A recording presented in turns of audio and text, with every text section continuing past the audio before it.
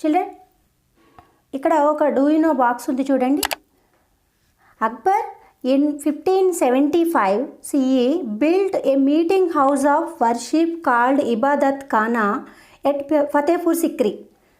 అక్బరు 1575లో ఒక meeting hall house of worship Ibadat Khana అనే ప్రేయర్ హాల్ని నిర్మించాడు. ఈ ప్రేయర్ హాల్ ఎక్కడ నిర్మించాడంటే ఫతేపూర్ సిక్రీలో నిర్మించాడు. In 1582 CE, he proclaimed a new religion called Din-e-Ilahi, literally meaning peace with all, universal peace or absolute peace. ఇతను ఇంకొక మతాన్ని కూడా స్థాపించాడు. అదేంటంటే he proclaimed a new religion that is called Din-e-Ilahi. 1582లో కొత్త మతాన్ని ప్రకటించాడు. అది దిన్-ఇ-ఇలాహి. దీని యొక్క మీనింగ్ ఏంటంటే peace with all or universal peace. దీని యొక్క అర్థం as applied by Akbar it described a peaceful and harmonious relationship among different religions. Only 18 people joined this religion. This remained a court religion. ఇక్కడ ఇతను ప్రతిపాదించినటువంటి ఈ మతం ఏదైతే ఉందో నూతన మతం, ఈ దిన్-ఇ-ఇలాహి అనే మతము అన్ని మతాలకి సంబంధించి శాంతిని కోరేదన్నమాట. అన్ని మతాలని సమన్వయం చేస్తూ ఉండడానికి తను ప్రవేశపెట్టాడు దిన్-ఇ-ఇలాహి.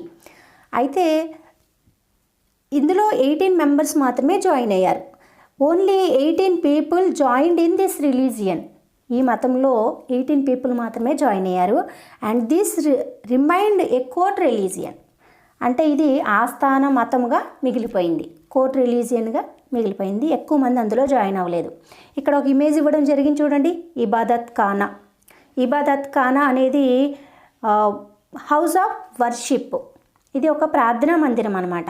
ఈ ప్రార్థనా మందిరాన్ని ఇబాదత్ ఖానాని 1575లో నిర్మించాడు. దిన్-ఇ-ఇలాహి అనే మతాన్ని ఎప్పుడు ప్రకటించాడు? 1582లో ప్రకటించాడు. ప్రతి బిట్టు చక్కగా గుర్తుపెట్టుకోండి. ఇది ఇబాదత్ ఖానాకి సంబంధించిన important matter. Next economic life చూద్దాం. Economic life.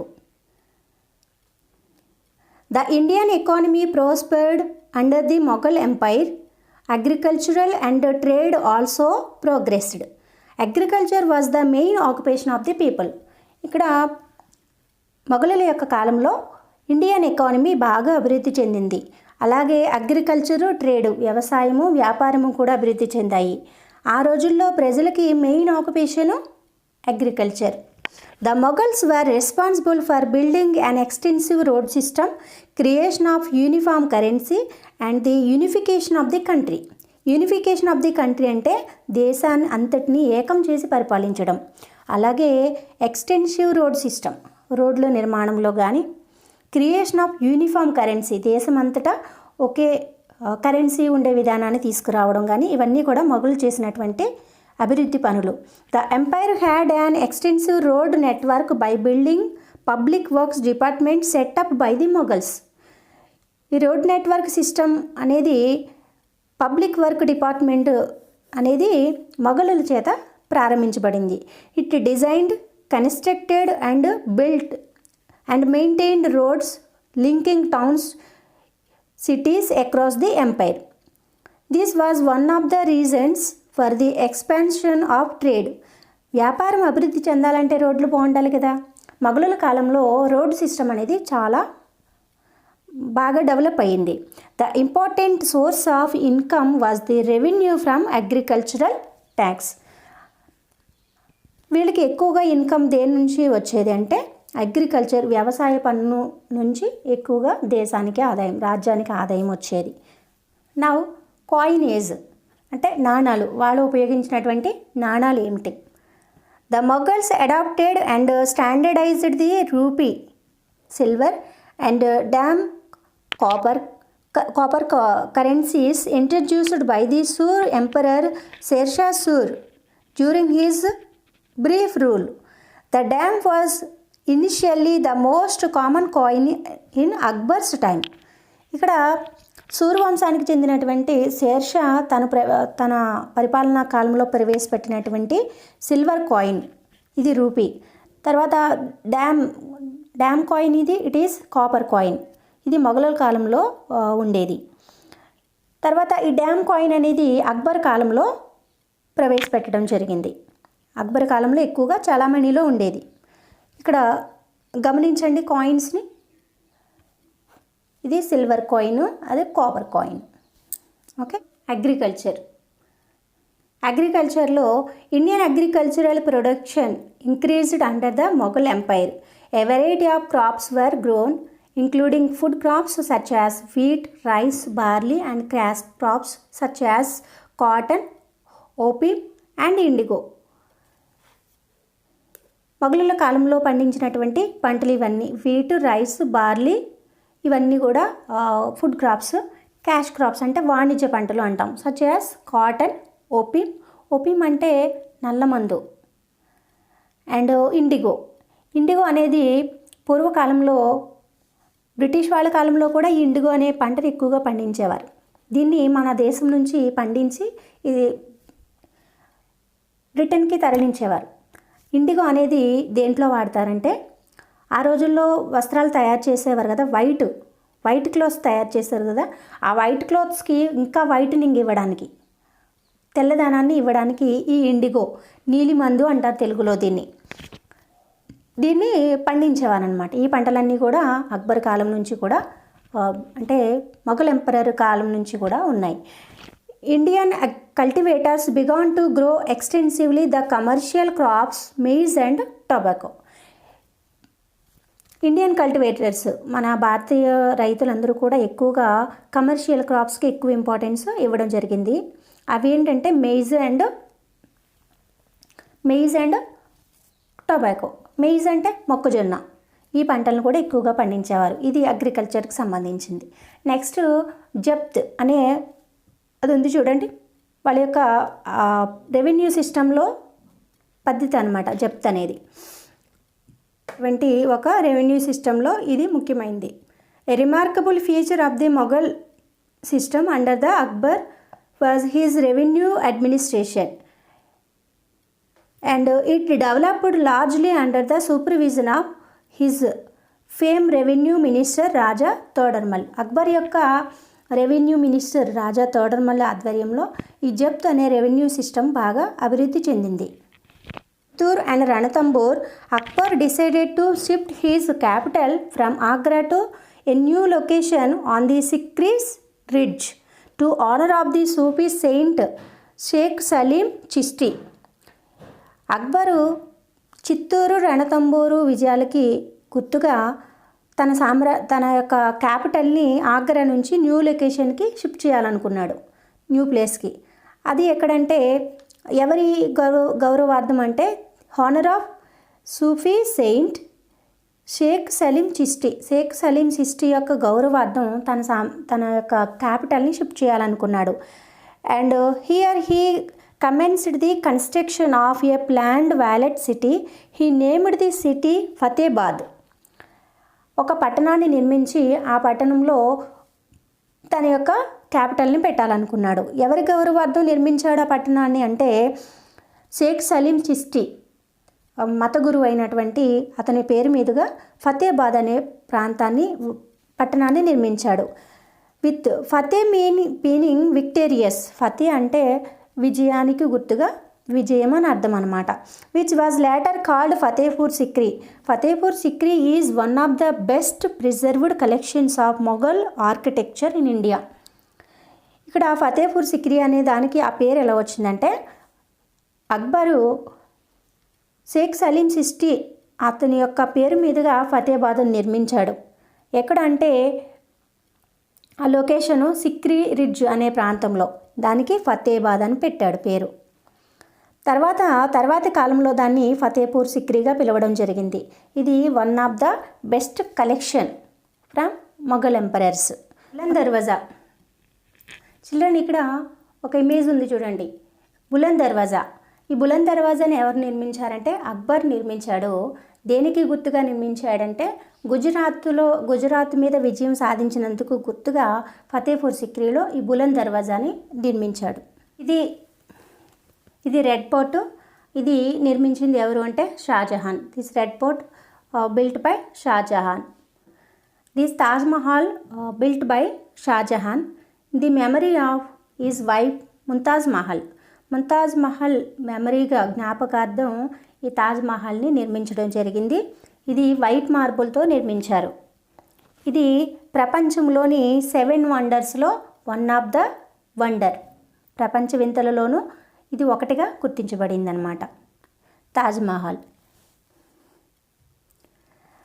Taj Mahal is the jewel of Mughal art in India and one of the universally admired masterpiece of the world's heritage. ప్రపంచవ్యాప్తంగా వారసత్వ సంపదలో ఇది కూడా గుర్తించబడింది. ప్రపంచ వారసత్వ సంపదలలో ఒకటిగా వన్ ఆఫ్ ద 7 వండర్స్లో ఇది గుర్తించబడడం గొప్ప విశేషంగా చెప్పవచ్చు. The Mughal Empire was definitive in the early modern period of Indian history. With its legacy in India, seen cultural combinations such as combination of Persian art and literature with Indian art. ఇక్కడ మొఘలుల యొక్క కాలంలో శిల్పకళా విధానం ఏ విధంగా అభివృద్ధి చెందిందంటే Persian శిల్పకళతో కూడినటువంటి Persian కళ అలాగే ఇండియన్ కళలు కూడా కలిసి మిళితమయ్యి అభివృద్ధి చెందింది. ఇంకా the construction of maktab schools where youth were taught the Quran and Islamic law such as the Fatawai Alamgir in their indigenous languages. వాళ్ళ యొక్క లోకల్ లాంగ్వేజెస్లో ముక్తాబ్ స్కూల్స్ అంటే యువకులకి అంటే యూత్కి ఖురాన్ యొక్క ప్రిన్సిపల్స్ని బోధించేవారు వాళ్ళ యొక్క లోకల్ లాంగ్వేజెస్లో. దాన్ని ఏమంటారంటే పట్వాయి అలంగీర్. ఈ విధమైన చట్టాలన్నిటినీ కూడా వాళ్ళ యొక్క లోకల్ లాంగ్వేజెస్లో యూత్కి బోధించేవారు. లిటరేచర్ సాహిత్యము. Persian language was dominant and official language of the empire. Mughal సామ్రాజ్యంలో official language Persian language. Babur Nama was written by Babur రచించాడు. Abul Fazl was a great scholar during the period of Akbar's regime. Akbar's యొక్క పాలనా కాలంలో అబుల్ ఫజిల్ గొప్ప పండితుడు. Ain Akbari and Akbar Nama and Tuzuki Jahangir Nama was and autography of Jahangir. Tuzuki Jahangir లేదా జహంగీర్ నామా అనే పుస్తకాన్ని అనే ఆత్మకథని జహంగీర్ రాసుకున్నాడు.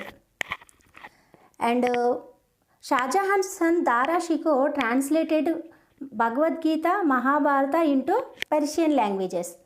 పెర్షియన్ భాషలోకి భగవద్గీత మహాభారతాన్ని ట్రాన్స్లేట్ చేసింది షాజహాన్ కుమారుడు దారా షికో అనే అతను భగవద్గీతని మహాభారతాన్ని పెర్షియన్ భాషలోకి ట్రాన్స్లేట్ చేశాడు. The most influential Hindi poet Tulsidas wrote the Hindi version of the Ramayana the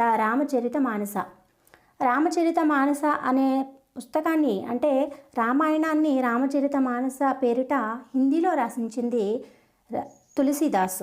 he is the Hindi writer. సూక్ష్మ చిత్రకళ ఈ విధమైన పెయింటింగ్ మొఘలుల కాలంలో అభివృద్ధి చెందింది. And the art of painting reached its peak under the patronage of Jahangir.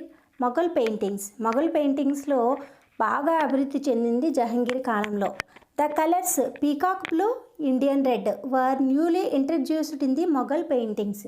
మొఘలుల పెయింటింగ్స్లో ఉపయోగించేటటువంటి నెమల్ blue colour, peacock blue colour and red colours కూడా ఉపయోగించడం అనేది ఈ మొఘలుల కాలంలో మొదలైంది. ఇక music. Though Babur and Humayun also encouraged music but it reached their height during Akbar's era. Akbar కాలంలో మ్యూజిక్ అనేది బాగా అభివృద్ధి చెందింది. అంటే బాబరు హుమయూను ఎక్కువగా ఎంకరేజ్ చేసినప్పటికీ మరీ ఎక్కువగా అభివృద్ధి చెందింది మాత్రం అక్బర్స్ కాలంలో. According to Abul Fazl there were 36 singers in Akbar's court. Akbar's కోర్ట్లో 36 సింగర్స్ ఉన్నారని చెప్పి అబుల్ ఫజిల్ పేర్కొనడం జరిగింది. Tansen and Baz Bahadur the famous singers in the Akbar's court. Tansen and Baz Bahadur. Akbar himself used to play nagara well. అంటే అక్బరు స్వయంగా తను మ్యూజిక్ ఇష్టమవ్వడమే కాకుండా తను స్వయంగా ప్లే చేసేవాడు. నకారా అంటే డ్రమ్. ఈ డ్రమ్ని ప్లే చేసేవాడు. Tansen was one of the Akbar's Navratnas. Akbar యొక్క నవరత్న కవులలో తాన్సేన్ వన్ ఆఫ్ ద సంగీత విద్వాంసుడు. It is said that he could work miracles with his singing. Tansen తన యొక్క సంగీతంతో అద్భుతాలు సృష్టించేవాడు. Occasionally he could create rain by singing Meghmalhar. Meghmalhar అనే రాగాన్ని ఆలపించడం ద్వారా వర్షాన్ని కురిపించేవాడు. ఫైర్ బై సింగింగ్ రాగదీపక్ అనే రాగాన్ని ఆలపించడం ద్వారా అగ్నిని సృష్టించేవాడు. ఆ విధంగా అతని గురించి చెప్పడం జరిగేదన్నమాట. The present Hindustani music have the references of the styles. అంటే మేఘమల్హర రాగదీపక్ ఈ రాగం యొక్క శైలి ఇప్పటి హిందుస్థానీ మ్యూజిక్లో కనిపిస్తుంది.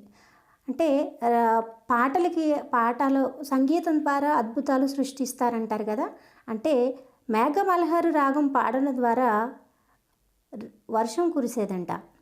తర్వాత రాగదీపక్ అనే రాగాన్ని ఆలపించడం ద్వారా అగ్నిని సృష్టించేవాడు. ఇది దీనికి సంబంధించింది.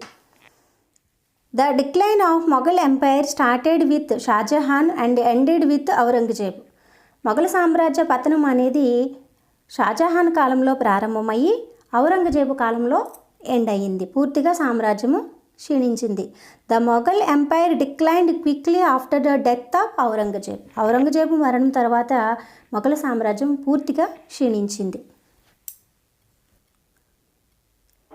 The Mughal empire founded by Babur in 1526 CE collapsed in 1857 CE during the reign of Bahadur Shah II.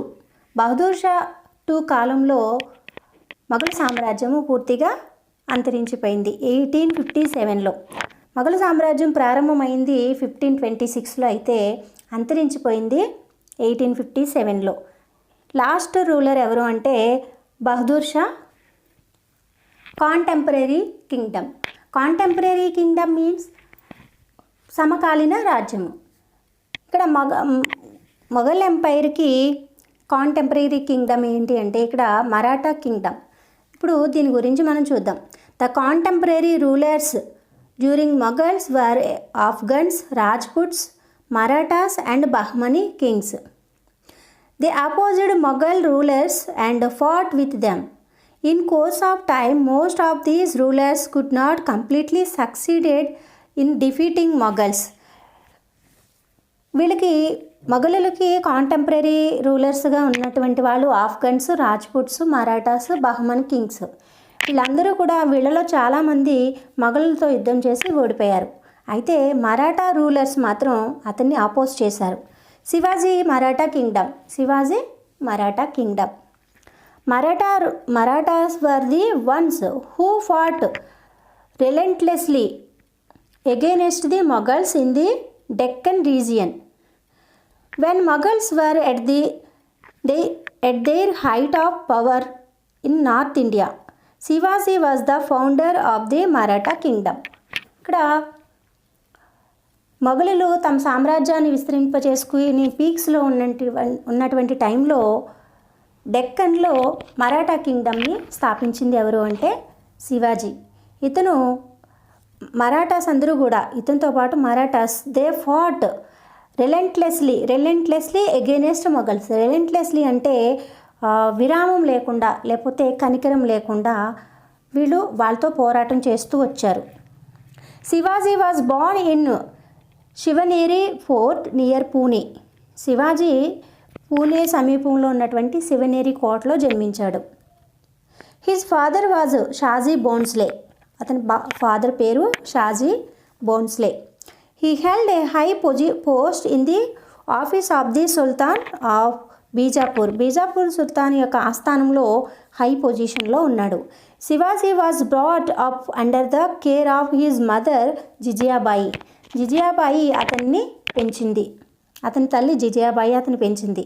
He was inspired by the teachings of Samarth Ramdas and other Maratha saints. Maharashtra సాధువులు అలాగే సమర్థ రామదాసు యొక్క బోధనల చేత ఇతను ఇన్స్పైర్ అయ్యాడు. శివాజీ గురువులైనటువంటి దాదాజీ కండదేవు, తానాజీ మాల్సూరి వీళ్ళిద్దరూ కూడా యుద్ధ విద్యలను శివాజీకి నేర్పించారు. Shivaji assembled the Maratha leaders and Mavalis, the tribal people of western Ghat and built a strong brigade. ఇక్కడ శివాజీ మరాఠా లీడర్స్తోనూ అలాగే Mavalis the people of tribal people of western ఘాట్స్లో ఉన్నటువంటి అంటే పశ్చిమ కనుమలలో నివసించేటటువంటి ట్రైబల్ పీపుల్ యొక్క సహాయంతోనూ మరాఠా లీడర్స్ యొక్క సహాయంతోనూ ఒక బిగ్ ఆర్మీని ఏర్పాటు చేసుకున్నాడు. Next footsteps of Shivaji. At the age of 19, Shivaji captured Torna Durga which was under the control of Mohammed Adil Shah of Bijapur. బీజాపూర్ను పరిపాలించేటటువంటి మహమ్మద్ ఆదిల్ షా ఆధ్వర్యంలో ఉన్నటువంటి తోరణ దుర్గ అనే కోర్టుని తిను ఆక్యుపై చేసుకున్నాడు. పోర్టు తోరణ దుర్గ అంటే ఇక్కడ దుర్గం అంటాం తెలుగులో, కోట అని అర్థం. After this he won Raigad, Sinhagad, Pratapgad etcetera one by one and enraged by this the Sultan of Bijapur sent his general Afzal Khan to suppress Shivaji. ఈ విధంగా ఇతను అన్ని ప్రాంతాలని ఆక్రమించుకుంటున్నాడు. రాయగర్ని ఆక్రమించుకున్నాడు, సింహగర్, ప్రతాప్గర్లను ఆక్రమించుకున్నాడు 1 by 1.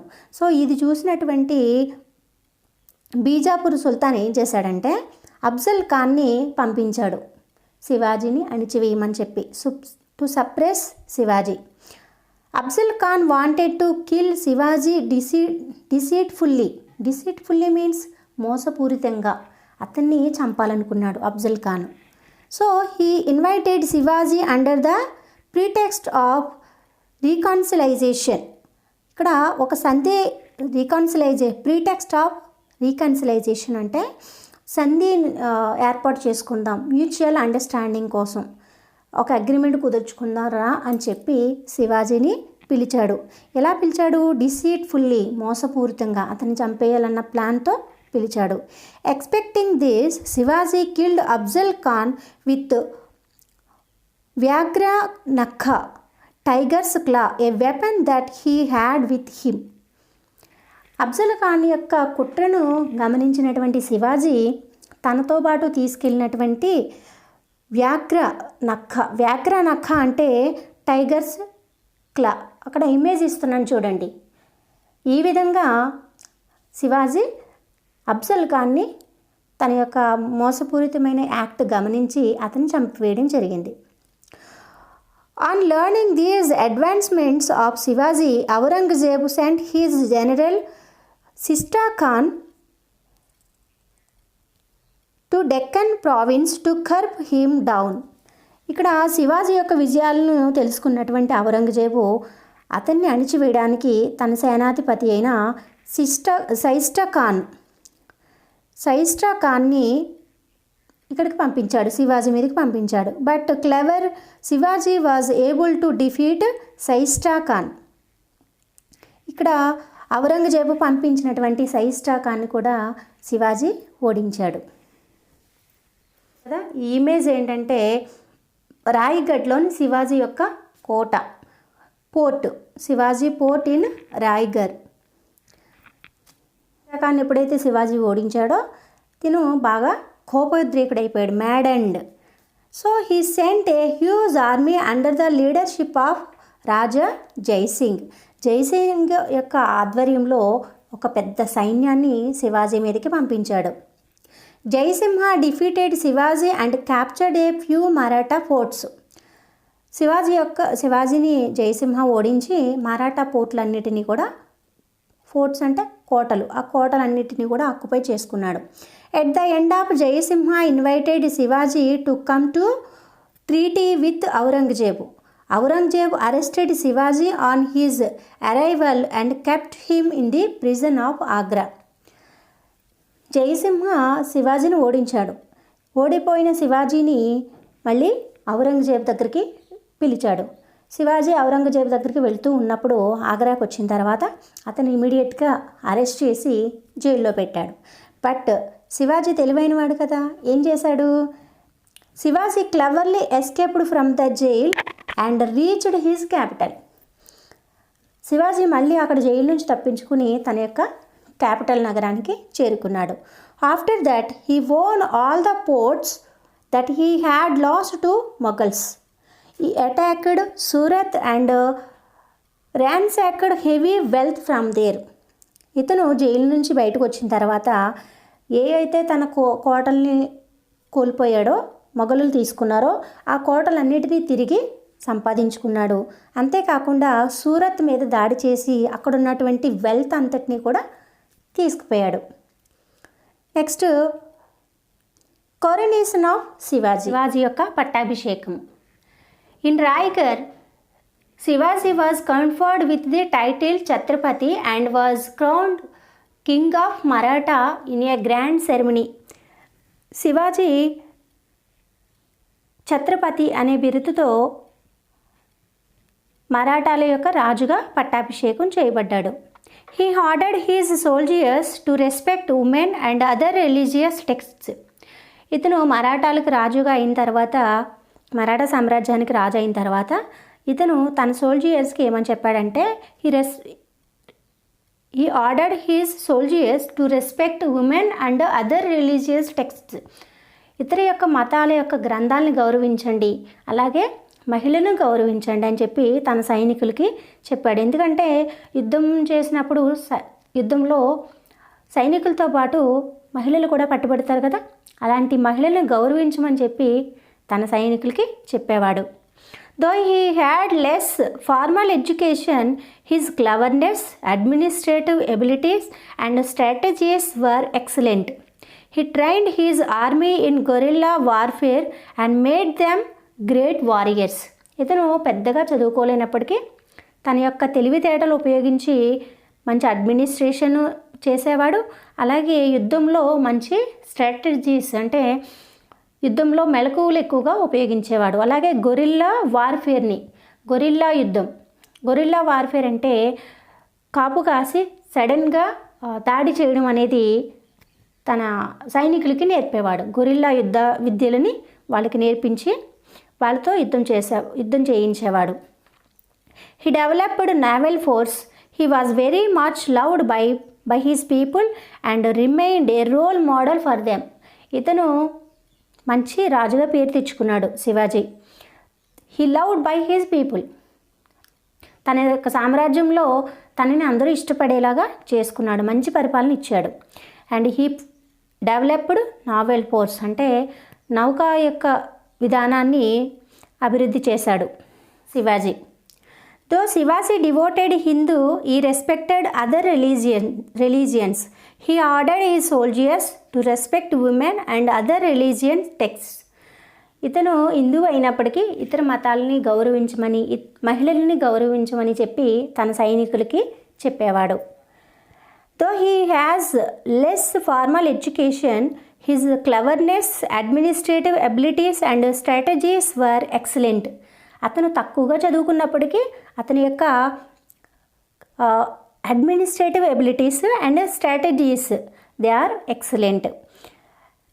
And he trained his army in guerrilla warfare and made them great warriors.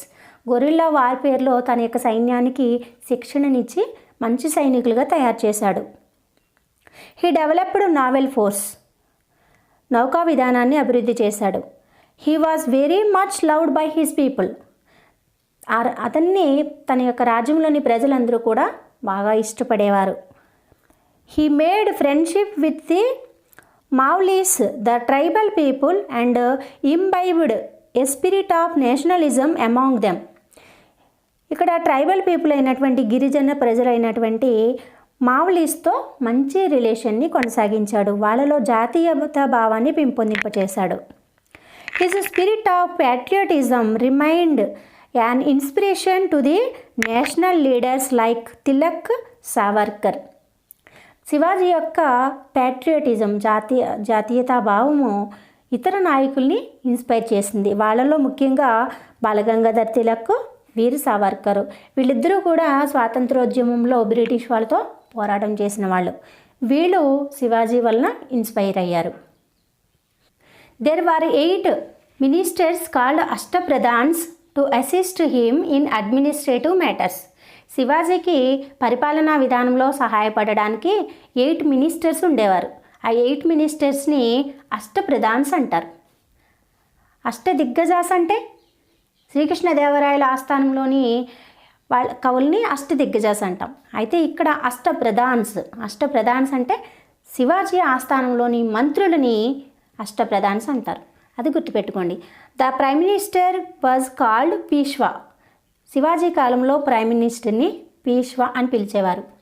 The crisis arised after the death of Shivaji which was successfully resolved by Peshwas who ruled the Maratha provinces later on. Shivaji చనిపోయిన తర్వాత పీష్వాసు ఆ మరాఠా సామ్రాజ్యాన్ని సంరక్షించారు. And Balaji Vishwanath, Bajirao one, Bajirao are the important Peshwas who ruled the Maratha kingdom. Shivaji తర్వాత మరాఠా కింగ్డమ్ను పరిపాలించిన వాళ్ళల్లో Balaji Vishwanath, Balaji one, Bajirao వీళ్ళు ఇంపార్టెంట్ పీష్వాస్ అన్నమాట. ఇది ఛత్రపతి శివాజీకి సంబంధించినటువంటి సమాచారం. ఇక్కడ ఒక డూ యు నో బాక్స్ ఉంది చూడండి. Shivaji was a great warrior and just ruler who consolidated the Maratha kingdom. He practiced religious tolerance, protected Muslim women, mosques and tombs. ఇక్కడ శివాజీ నుంచి మనం నేర్చుకోవాల్సింది ఏంటంటే ఇతను గొప్ప వారియరే కాకుండా మంచి పరిపాలకుడే కాకుండా ఇంకా ఇతరుల మతాలని గౌరవించినవాడు, ఇతర మహిళల్ని గౌరవించాడు. అలాగే తన పాలనలో ఉన్నటువంటి ముస్లిం మోస్క్ను కానీ మసీదులను కానీ తొలగించకుండా వాటిని అలానే ఉండనిచ్చి తన యొక్క టాలరెన్స్, తన యొక్క మత సహనాన్ని ప్రదర్శించాడు. The great Chhatrapati Shivaji. This is the Mughal empire lesson, complete lesson. Next వీడియోలో మీరు క్వశ్చన్ అండ్ ఆన్సర్స్ చూద్దరు కానీ question and answers and glossary కూడా ఇక్కడ ఒకసారి ఇస్తున్నాను చూడండి. వీలైతే స్క్రీన్ షాట్ తీసి పెట్టుకోండి గ్లోసరీ ఇక్కడ. నెక్స్ట్ వీడియోలో మళ్ళీ కలుసుకుందాం. Thank you for watching. Bye.